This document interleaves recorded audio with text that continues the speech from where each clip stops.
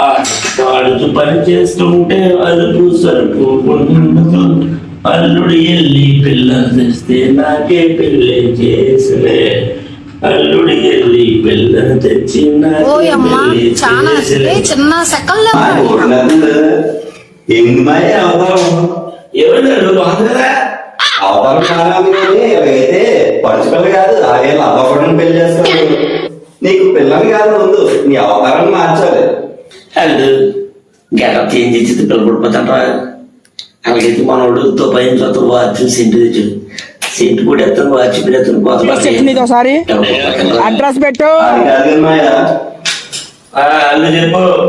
మనకు 30 ఉంటాయా? ఉంటాయి. ఒక సంబంధం కూడా వెళ్ళలేదు నువ్వు. ఇంకా ఎందుకు వెళ్ళలేదు? 10-20 సంబంధాలు పైన 10-15 వెళ్ళావు. ఏమైంది మరి? మన తాత ఉన్నాడు కదా. మన తాత కాదు మీ తాత. ఉన్న తాత గురించి. మా తాతే ఎక్కడ పడితే విత్తనాలు చల్లుకుంటా పోయి ఎక్కడికి వెళ్ళినా పిండి వస్తా చెల్లి. నాకు ఇదే బాధ. ఏ సంబంధం సెట్ అవ్వలేదు. అదేది పర్లే నీ దగ్గరికి వచ్చారు వాళ్ళు. నీ బాధ పగోడు కూడా రాకూడదు మాయా. నీ పెళ్లి బాధ్యత నాది. నీ పెళ్లి చేసి పిల్లనిచ్చి ఇంటికి పంపిస్తాను. ఆ పుణ్యం కట్టుకోరాడు. మాయా కూర ఏమంటున్నావు? ఆకలిసేస్తుంది. కోడిగుడ్లు పులిచేట్నా?